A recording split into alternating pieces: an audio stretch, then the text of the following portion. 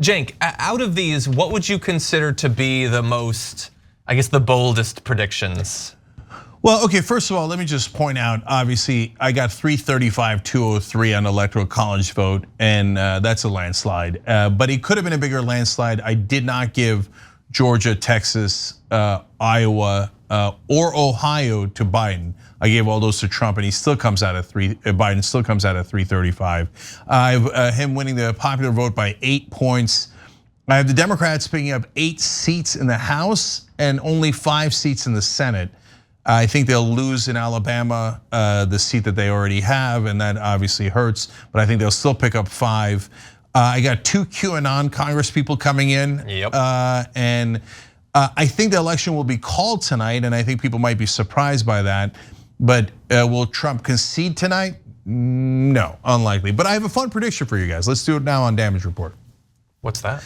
So my prediction is that in the interregnum, in the lame duck session, Donald Trump will concede and unconcede 2 to 3 times. I'm not kidding. So at some point, probably not tonight, at some point this week, he'll go, fine, okay, I lost, I don't care, I'll leave it anyway, right? And then a little bit later, he'll change his mind, he'll come back and go, no, I'm not conceding. Yeah, I'm gonna fight it all the way. It's a fraud, hoax, hoax, hoax. And then he'll concede again, and then come out again and go, no, I'm not. Yeah.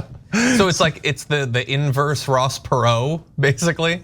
Yeah, after the election is over, he'll keep changing his mind because that's what he does. Because he has no strategy, he has no mind, so it's just whatever pops into his head. So at some point, he will give, my guess is, a semi-gracious concession.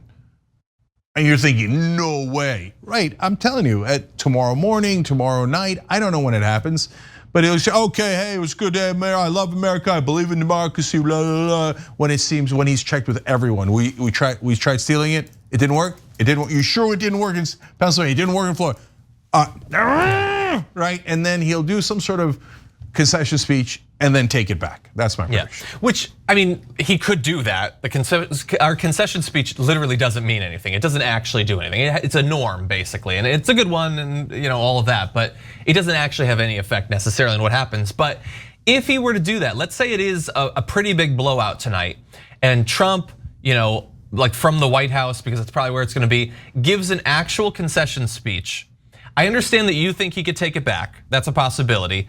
But if the media does the thing the media does, where they're like, look, that's the day he became president or so presidential, would it finally be justified if he defies all of our expectations about how he's gonna challenge the results and he actually concedes tonight? Should we pat him on the head? No, because he will unconcede. I'm telling you, I nearly guarantee it. And so, but I'll tell you why he might give a gracious concession speech of about 2 minutes. Tonight would be really shocking, but sometime tomorrow, sometime in the week, it's because to him, this is all a show. So it's kind of an interesting end to the show, end to the season, and maybe even end to the series, right? So to him, all the drama is good ratings. That's how his mind works. So after the show is over, he's like, oh, okay, yeah, whatever, I lost. See, I disagree.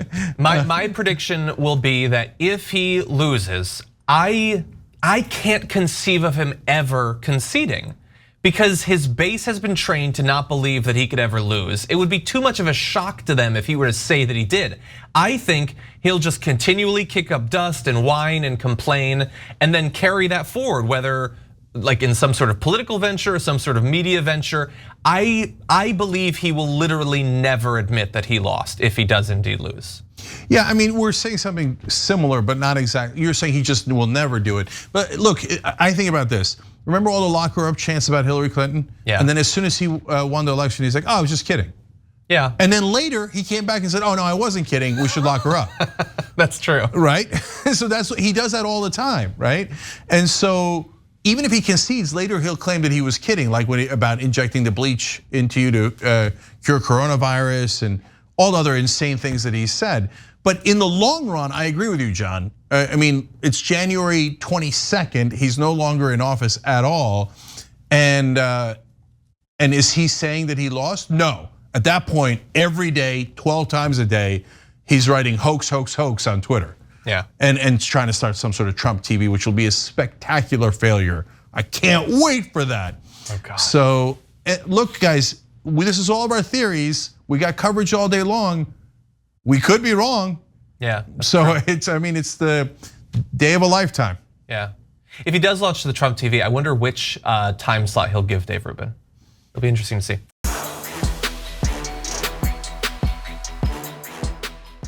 Check out the Damage Report podcast each day, wherever you get your podcasts, whether Pocket Casts or Stitcher or iTunes. You can join me as I give you the news and stories you want, with a range of co-hosts and interview guests jumping in on the fun each day.